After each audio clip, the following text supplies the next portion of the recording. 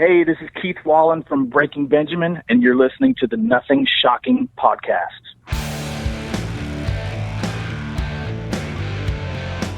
Want to know what's going on in the world of music? Then tune in to the Nothing Shocking podcast, a non-genre based, all ages friendly rock and roll program. Join us weekly for interviews with all your favorite rock stars from the mainstream to the underground. You can find us at nothingshocking.libsyn.com or anywhere you download podcasts.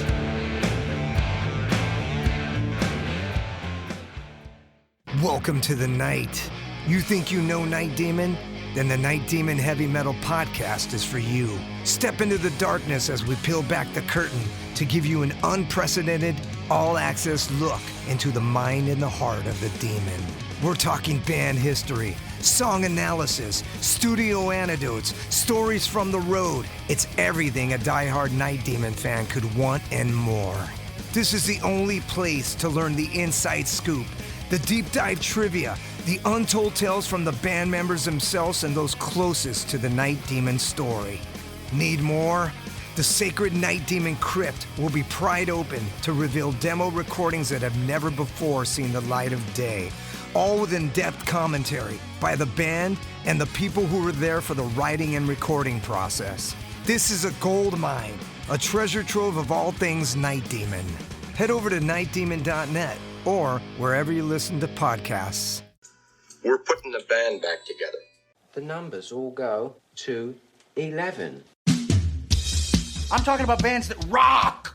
Led Zeppelin. What about Sabbath? AC/DC. Motorhead. Does that mean it's louder? Isn't it any louder? Well, it's one louder, isn't it? We're not worthy. We're not worthy. Why don't you just make 10 louder and make 10 be the top number and make that a little louder?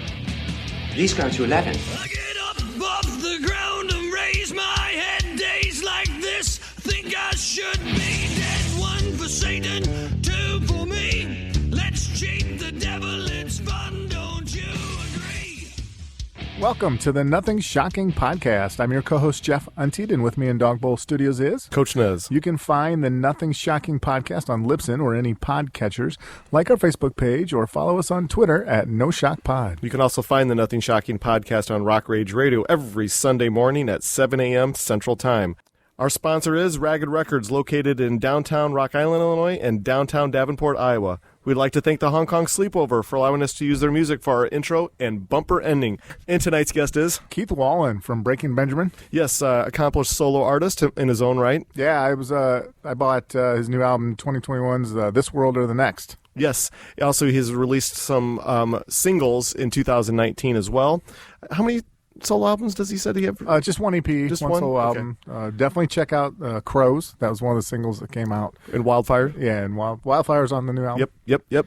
Fantastic interview, a real insight. He's going to be doing some acoustic openings for his band, Breaking Benjamin, when we go on tour. So what an exciting interview. Great guy to talk to. So let's get to that interview. All right, good night. Good night.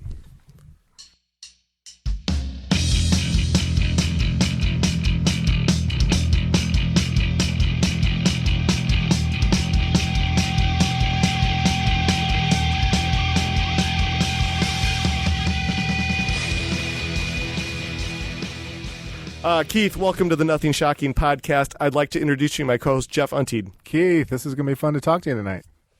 Howdy. Man, I'm stoked to be here. Thanks for having me, fellas. Oh, man, it's a pleasure having you on the show tonight. So COVID-19 has damaged the music industry for over a year and a half now. How have you kept yourself busy during the pandemic? Well, damaged is, that's one way of putting it. It's been a real drag, to say the least, for the music industry, for a lot of musicians and for the fans, I think that, live music has been missed. We're finally starting to see that kind of come back, and it's been outstanding. So, what's been keeping me busy, I've been just trying to stay busy writing music, working on all kinds of things. I guess more specifically, my solo album that is out now. But back in the pandemic, I had most of it written, but there was a lot of things around it that needed to be done, videos and content and all that stuff. So yeah, that pretty much kept me busy for the most part, and a few other projects, a few other writing things that I was very thankful to have, because I just would have went crazy. Just there's only so much Netflix and stuff you can watch before you're just like, I'm losing my mind. Oh, yeah, so true. You'll be participating in some solo acoustic shows. Can you talk a little bit more about performing as a solo acoustic artist? Yeah, sure. So, ideally, it would be great to eventually, play some of these new songs from my album as they were recorded, with a full band. But for right now, we're doing, Breaking Ben's doing the acoustic tour, and I'm so stoked and thrilled that I'm able to kind of kick these shows off and open the show. It's just going to be me by myself with an acoustic, just doing it singer-songwriter style. So we'll see how it goes. It's definitely going to be a challenge, and it's going to be a lot of singing for the night for me, but I'm looking forward to it, man.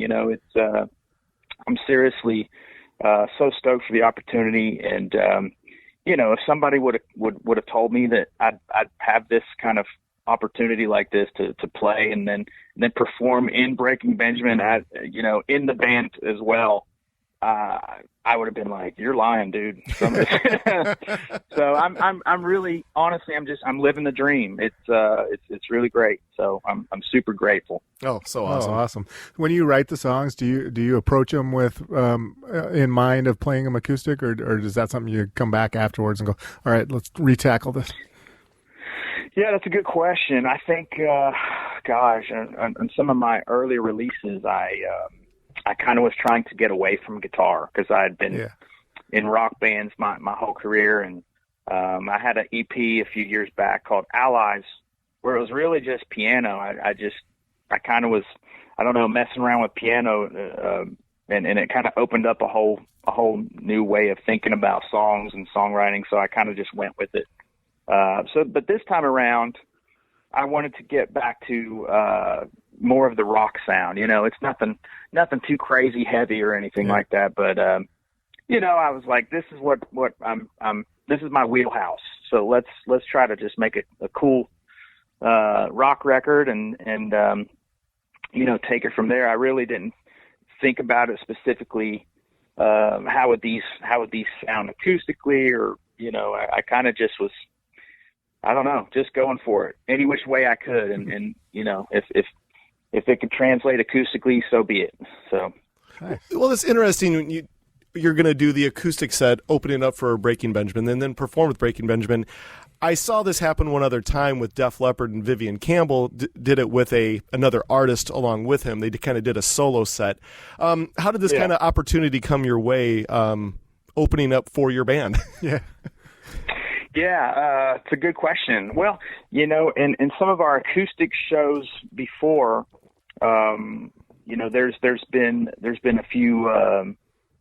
By the way, we love these acoustic tours. They are so fun, and it's so cool to kind of just play these songs in a different way, and just we have fun with it. We play all kinds of different covers, and honestly, we actually performed one of my solo songs in a Breaking Benjamin set acoustically one time, and I think that's kind of where it kind of started, and this was kind of like the next natural progression. But yeah, it was pretty funny. It was like, I was like, wow, this is cool. Like we're singing a Keith Wallen song, and and Breaking Benjamin's playing it, and Ben was like, let me know what the background vocals are. I want to come in and he just came in and nailed it. And I was like, this is so weird, but it was cool. It was super cool. And he took it super serious. He was just like, the whole band did. Everybody was like, we really want to, do this justice for you. So it was really great. I mean, it's really great, playing music with these guys. And like I said, I'm so stoked about this show, and it really is an honor to get the opportunity to perform this way, and then step back in with the band and perform as Breaking Benjamin. It really is super cool. Oh, it's so cool. Yeah. On your new record, do you play most of the instruments, or do you have who else do you have playing with you? Yeah, I play all the guitars. My producer that I worked with, his name's Joe Rickard. He played the drum, and Aaron, who is Breaking Benjamin's bass player, he was kind enough to lend his bass playing skills on my album. And so, yeah, and Joe did a few, synth things, and we had another guy play some keys on it too. So yeah, it was kind of a group effort. That's one thing with me. I know what I'm good at, and I know what I'm not good at, and I'm like, all right, all the things I'm not good at, I'm gonna get my really talented friends to help me out. Yeah. Oh, so cool. Well, in August you released your first full-length album, This World or the Next. Can you talk a little bit more about the writing and recording process for this album? Yeah, it was really a kind of a 2-year project in the making. I slowly was kind of putting out singles here and there, and really trying to kind of dip my toes into the whole solo artists and releasing songs, and I wasn't sure if I wanted to do an EP or a full album, and the more I worked at it, the more I kind of started stockpiling some songs. I kind of was like, all right, let's just do it. Let's just do an album, even though it's kind of not the formula these days. A lot of artists, it's just singles, and I did that too. I played the game. I guess it's called a waterfall release, where you just string out a bunch of singles and then finally the album comes out. But it's so weird. To me, it's almost kind of like one big tease. It's like, all right, just get the album out. So I was happy to finally do it that way. But yeah, it was a while in the making, kind of formulating some of the concepts and ideas, and getting together with Joe and recording these. I remember when I was tracking Aaron on tour when he was laying the bass down. We were on tour at the time. We were in dressing rooms, and I was like, hey man, I got a spot here. It's kind of a few extra dressing rooms in some of the places we were playing, and I would set up the little makeshift portable studio every day, and Aaron would come in and lay the bass down, and so it was cool. It was a fun undertaking, and then we went to Nashville. Joe laid down all the drum tracks, we had a blast. Oh, so cool. You've been working as a solo artist off and on since 2014, I believe. And how daunting was it for you to break away as a solo artist, away from the comforts of your band and your bandmates? I mean, how daunting was it for you to go out there and get out there in front of your fans as a solo artist, opposed to being a member of Breaking Benjamin? Well, look, there's kind of a safety net with being in a band with a group of guys, that are all so talented. That you're the next man up is absolutely phenomenal. So that there's not going to be all this attention on you, but it's terrifying. Kind of putting yourself out there just as a solo thing. At least it was for me. I was just like, man, you always think, man, if I hope people like this, what are people going to say, but at the other side of that is, look, I've wanted to be a musician my whole life. I've wanted to write songs. I've worked, for over 20 years trying to, cultivate this career. This is what I've always wanted to do. Why not go for it, And another thing that really factored in was,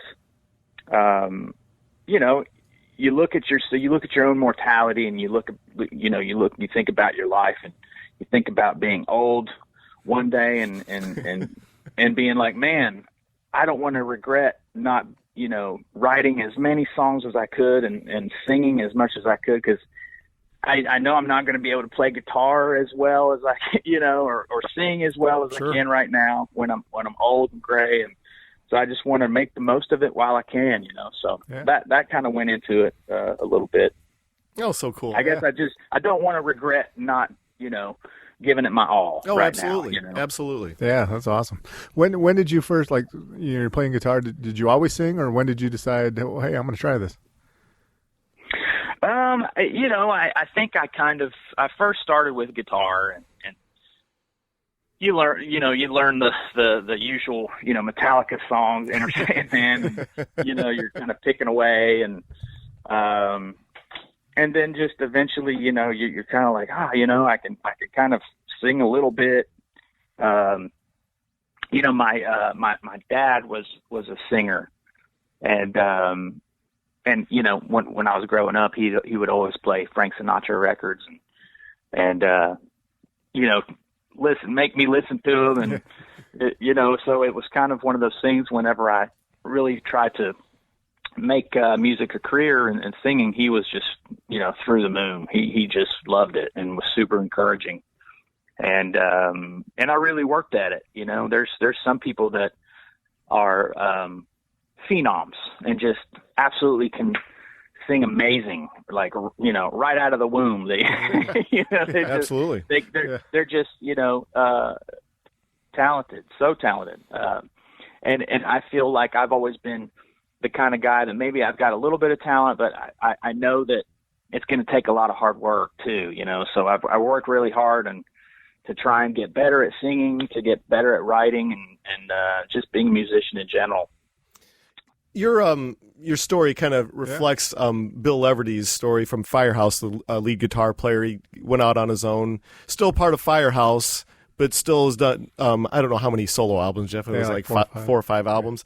And he said to us very candidly that Firehouse was very supportive of him going out on his own as a solo artist, so long as he knew where his home was.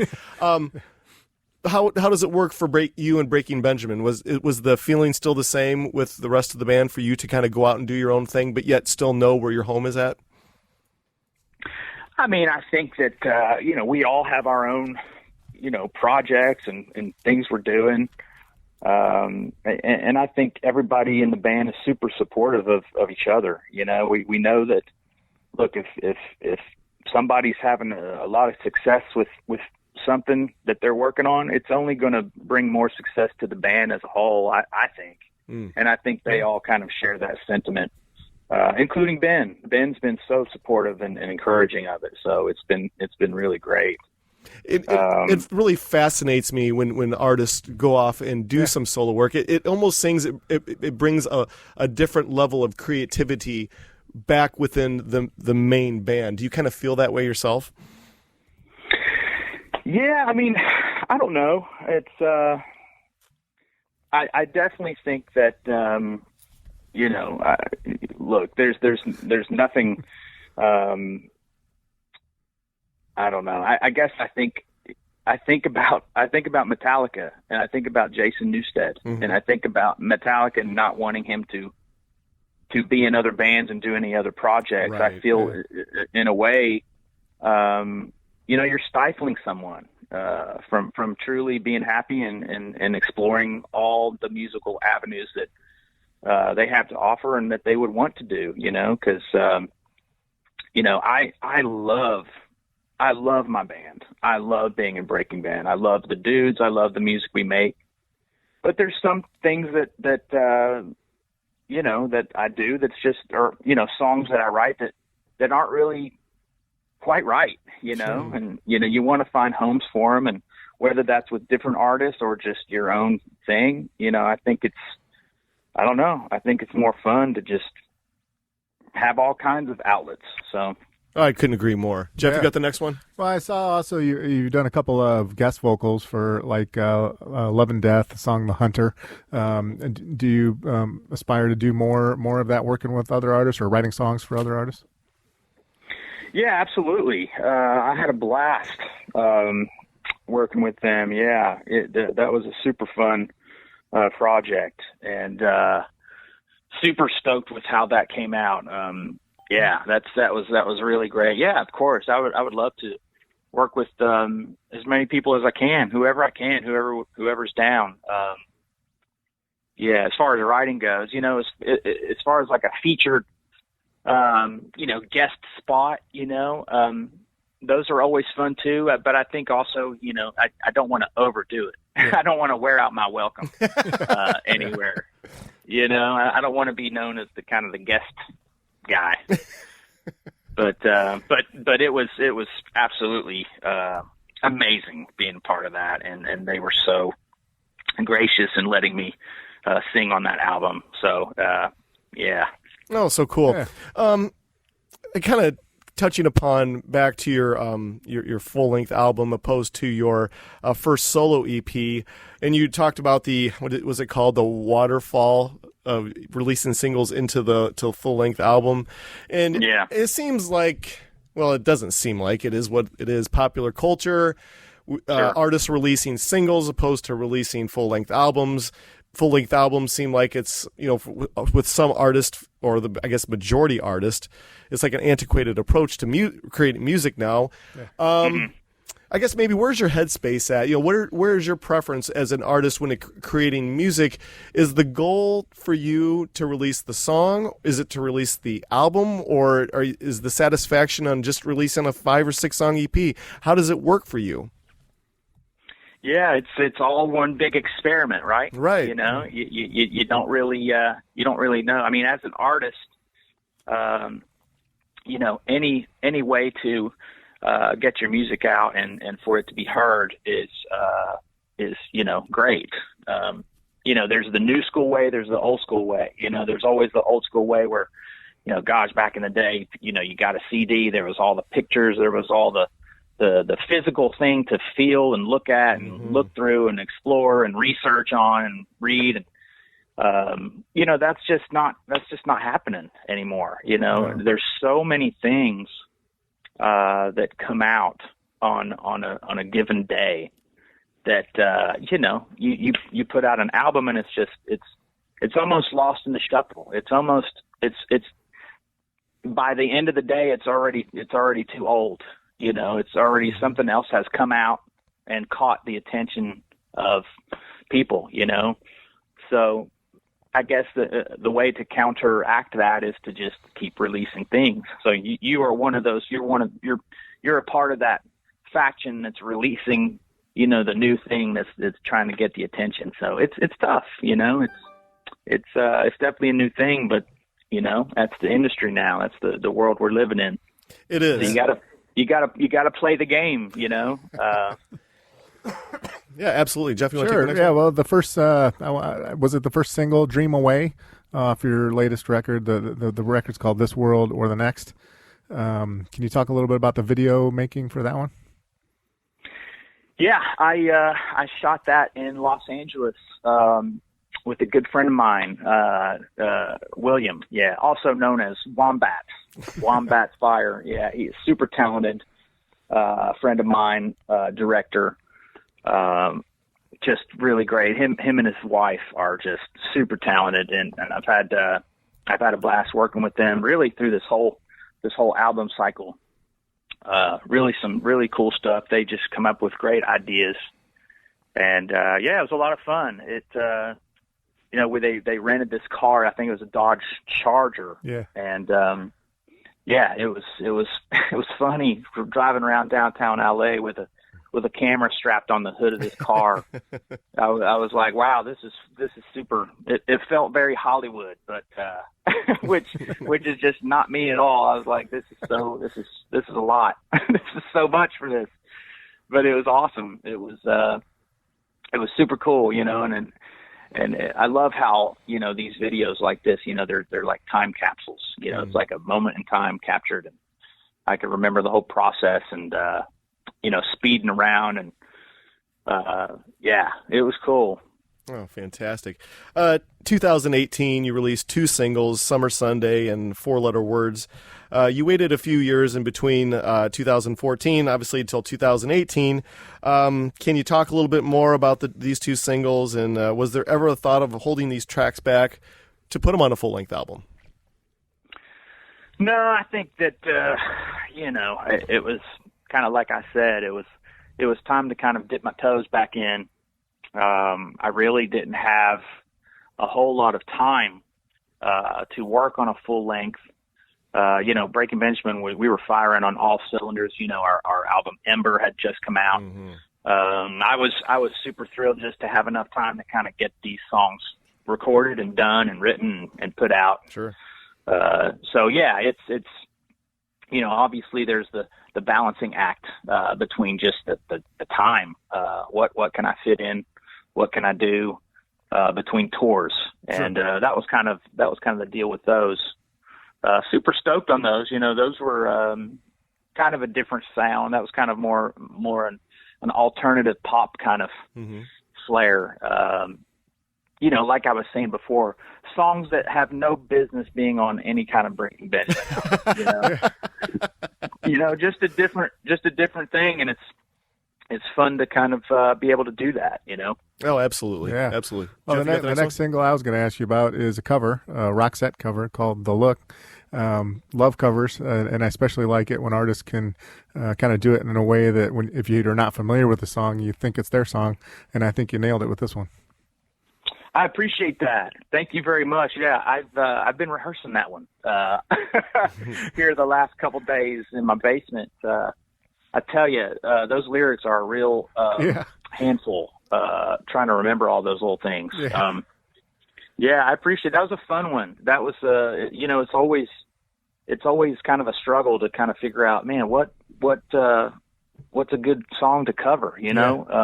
There's so many great songs out there, and I've always been a huge fan of the 80s. I mean, I'm an 80s child, so I remember growing up and hearing all those just huge snare drums and huge, 80s pop synth songs and just loving them.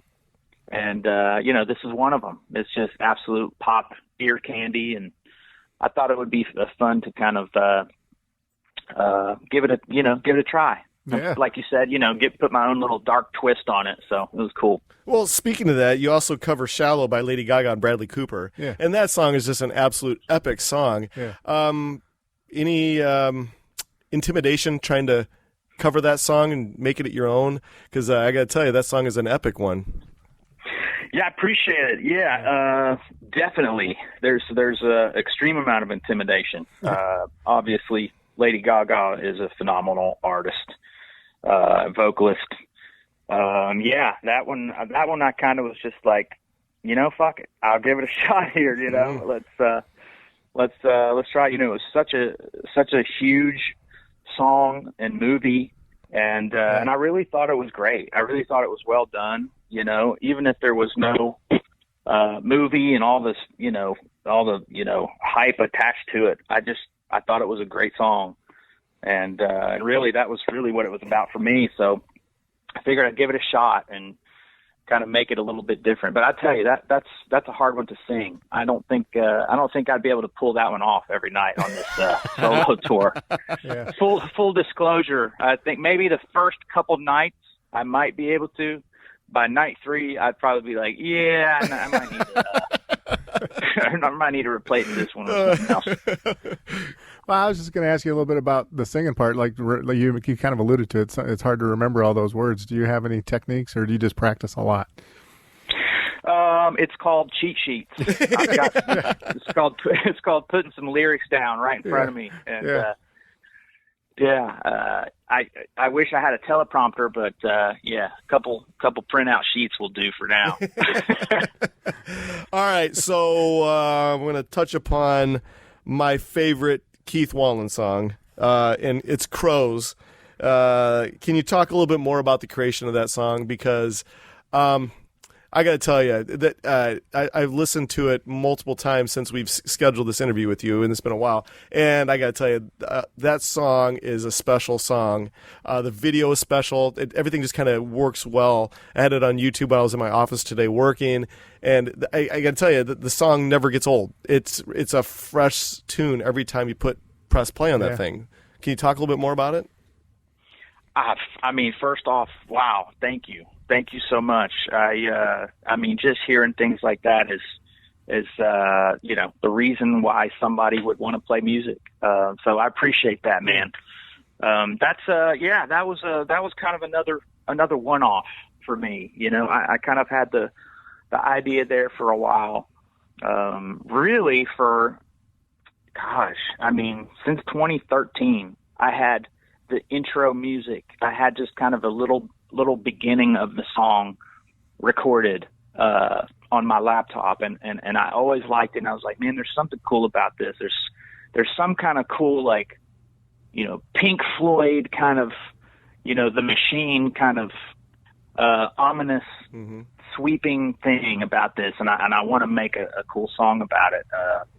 And eventually I did. I just sat down and just kind of came up with the concept. Once I had the concept, the song really honestly just went. I know it's cliche. People say, "Oh, the song just writes itself," really, but it really was like that. Once I had the concept and the feeling, and honestly, it came from a visual. Have you guys ever seen the movie Mad Max Fury Road? Of course. Yeah. So there's a scene in that movie where they're, obviously they're being chased, and they get to this section of the desert where all of a sudden it's like super foggy and everything looks blue, and there's nothing. It's a wasteland. There's like that one tree, and then there's all these just like crows just flying around. And it just kind of hit me, and I'm like, man, that's like the fertile region, and like that's what it turned into, just barren wasteland, just nothingness. And I just was like, man, you think about, the decisions and the things that happen in the world, and all the, there's good and evil, and, you want good to prevail, but if evil prevails, I feel like that's what the world might look like. Just might be just awful. And, so that was the concept, and I just went with it.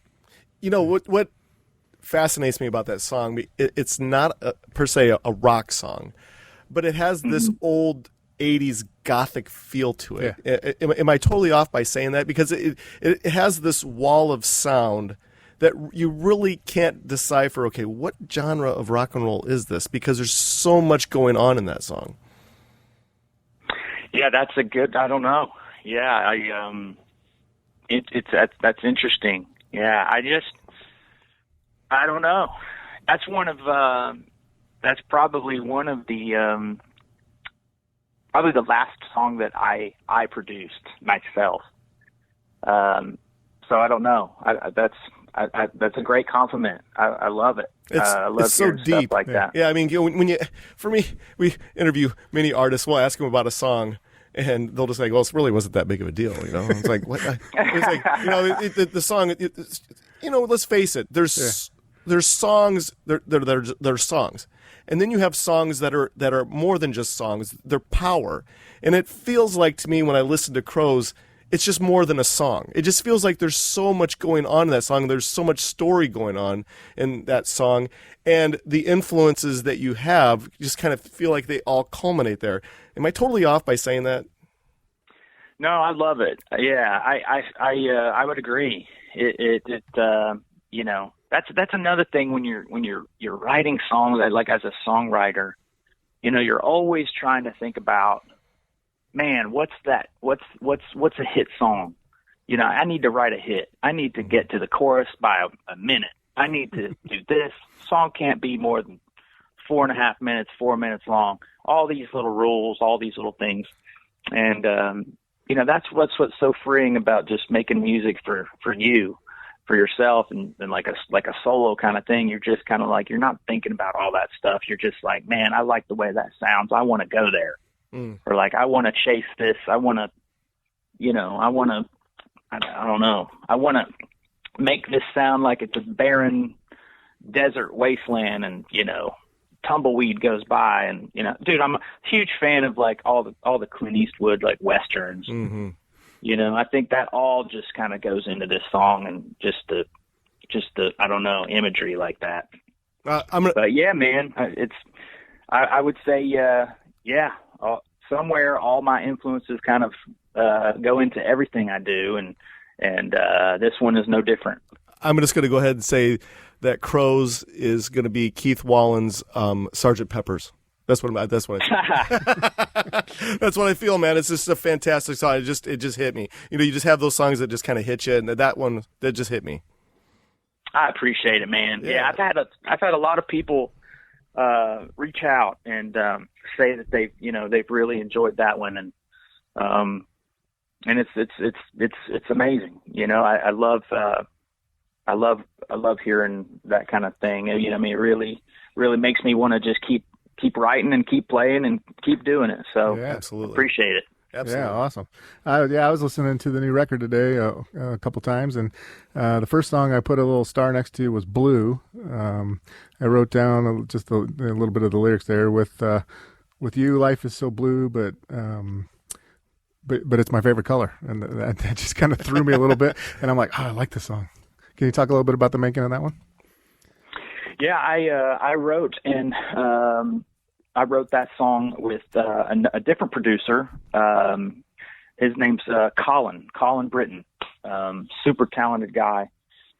He's just killing it right now in the biz. He's produced a lot of things that are, I think he's based out in LA. I've known him for years. He was here in Knoxville when I had my first band. So we were running around town a little bit, and we reconnected in LA and worked on a few songs. He actually produced Summer Sunday and Four Letter Words also. And Blue was the third song I did with him. And I had that one for a while, and that was, I guess, you asked me if I've ever thought about like holding on to some things for the album. Mm-hmm. I did in fact do that with Blue, kind of held on to that one.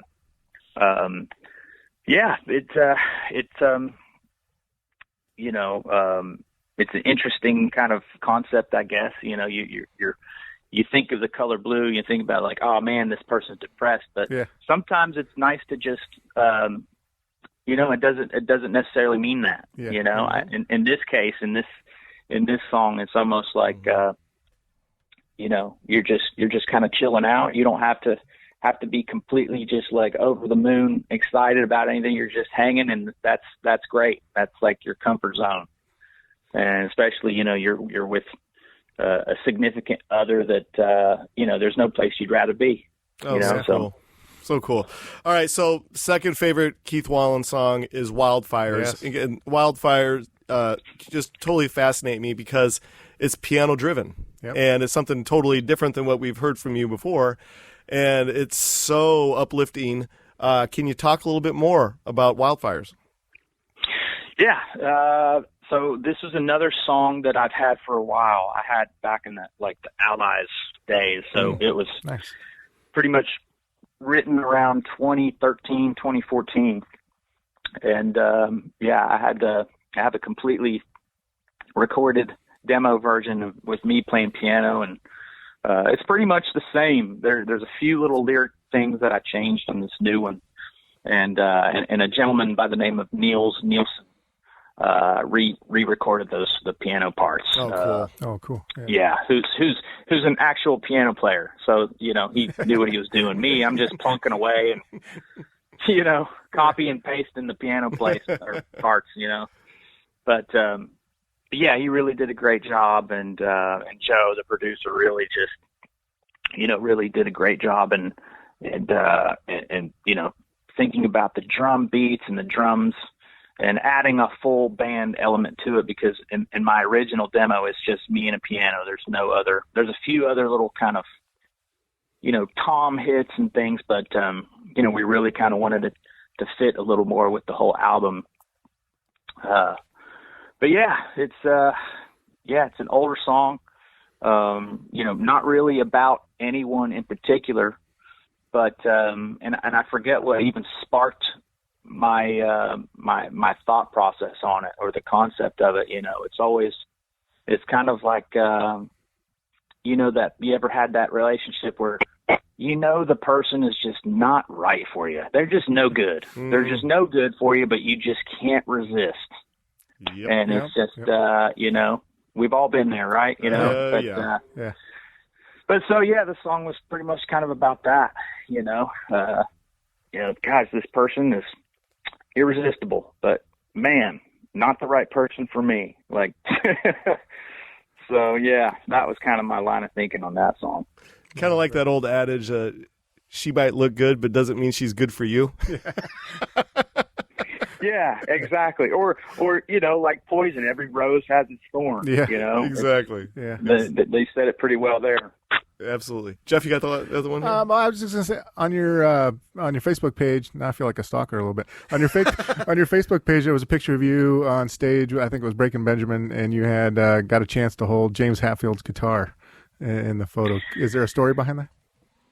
So yeah, I am a huge Metallica fan, huge James Hetfield fan. I mean, probably my ultimate number one hero. Like, if I could meet anybody, like, he would be the one. I mean, the whole reason I'm here, the whole reason that I play music, is a result of Metallica. That was my favorite band growing up.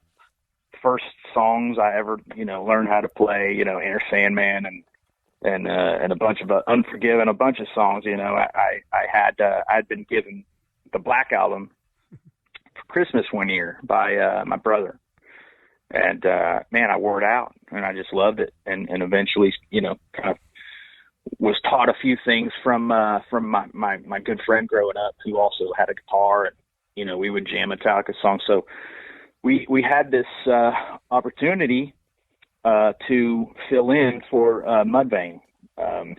Cool. At the festival, Louder Than Life, and I was just like so thrilled about it, and then we found out, like, oh, Metallica's headlining, and I'm like, what? I'm like, what? We're playing with Metallica on, like, the same stage. And, my first concert ever was Metallica in 1998. So to come full circle, to be, playing on the same stage, like a few feet, from where, my amps are set up, like, right next to James Hetfield's amps. And, like, we use the same amp, and I'm just like, I can't believe this is happening. And my guitar tech, Rich Vargo, he, I came to the stage and was kind of just getting the lay of the land. This was, like, earlier in the day, and Rich was just like, yeah, that's James's tech right there. Such a great guy. You should talk to him, and I'm like, oh my God. Like, I was nervous to even meet his tech. It was so funny. And Rich was just like, hey, this is Keith, he plays in the band, he's such a huge fan, and the guy could not have been any more gracious. And he was just like, yeah, these are, this is his stuff. He gave me a handful of James's, picks, guitar picks. And, I just was like, this is amazing. I was like, can I take a picture of his guitars just, in the stand? I didn't ask for any of it. I was just like, I'm super respectful, and just like, I don't want to, cross any, lines here, and he was like, yeah. He's like, here, he pulled one out, and I'm just like, man, this is so cool. And he put it back, and I was like, wait, can you pull that one out again? Like, I want to take a picture of that guitar. He's just like, dude, he's like, you want to hold it? I'm like, yeah. And, I gave my phone to Rich, who was standing there, or Yoshi, one of them. I was so losing my mind, I can't even remember accurately. But yeah, and I put the guitar on. He took my picture, took a bunch of pictures. I couldn't stop smiling. I couldn't wipe the cheesy smile off my face. But yeah, that was it. And I played it a little bit. I was sitting there playing it, and of course it just felt amazing. It just felt right. I was like, dude, like, this even feels perfect. That's awesome. But yeah, man, it pretty much made my day, my year, all of the above. It was incredible. Did you ever get to meet James out of that? Unfortunately, I did not. I did not. Yeah, I did not. I heard that.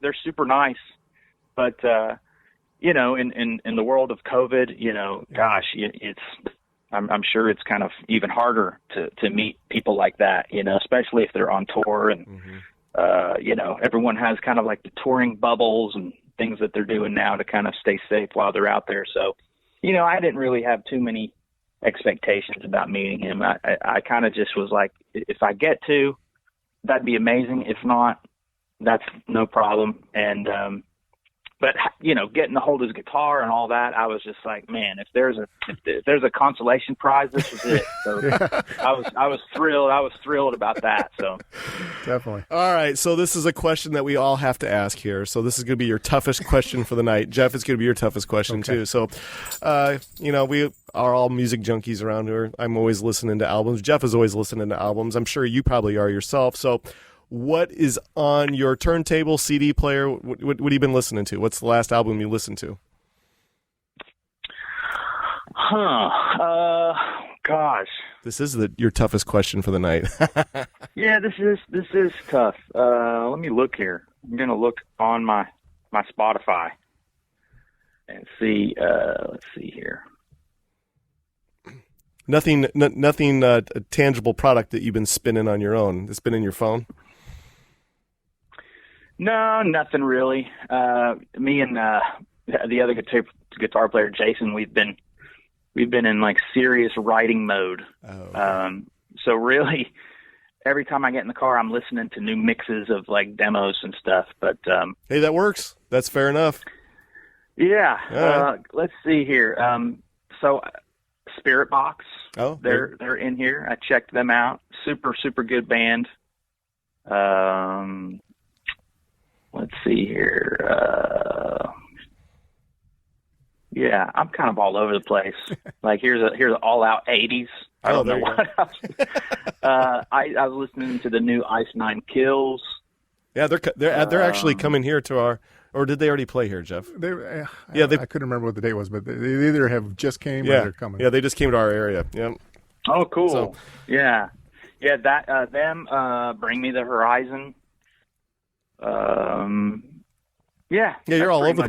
You're all over the board, Jeff. What have you been listening to? Well, you can't turn on the radio right now without hearing the song "Beggin" by Manskin. I don't know if you're familiar with that one, but every time I hear it, I think of the band Live, which I was a super big fan of. So yesterday when I was working out, I had to go back to I don't know, draw a blank here.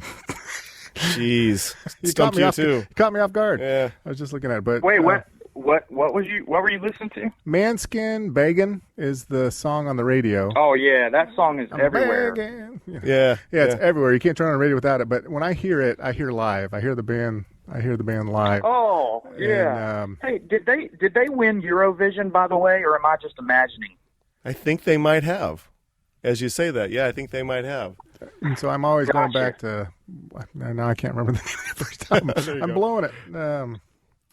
All right. Well, I'm going to cut in. I'll have to edit it. I just got a copy of Rain Tree Crow, and they're basically the band Japan from the early alternative post-punk days in England. Japan broke apart. They got back together. They renamed themselves Rain Tree Crow. If you ever never heard of them before, they're very reminiscent of old Genesis with Peter Gabriel on vocals. It's fantastic stuff. So that's what I've been spending. Oh, that's awesome. Yeah, so if you ever get a chance, check them out, Rain Tree Crow. So that kind of... Mental Jewelry. Oh, Mental Jewelry of Live, yeah. I don't know why I couldn't remember that. I was drawing a complete... There you go. But that every time I hear that song, I think of Mental Jewelry, so I went back and played it in its entirety while I was working out yesterday, and it was just awesome. Oh, well, I love that band. Oh, that first that Mental Jewelry album is their best work by far. But we are kind of out of our allotted... Well, not kind of. We are out of our allotted time for the night. But, Keith, thank you so much for your participation. But before we let you go tonight... is there anything that we did not cover that you would like to promote or plug? Man, no. I think that's pretty much it. That's pretty much all I got going for now. Oh, fantastic! Got the tour coming up with the boys, and got the album. Just trying to get it out there. Oh, it's fantastic. We love it. So this is how it's going to work. We have a couple episodes to release before yours, so I'm guessing right around Christmas time or so, this episode will be available. And as soon as Jeff, the editing wizard over here, has it all put together, I will send it to your PR person, or I can send it to you, or both, or whatever. And then please share it wherever you possibly can, on your socials, whatever.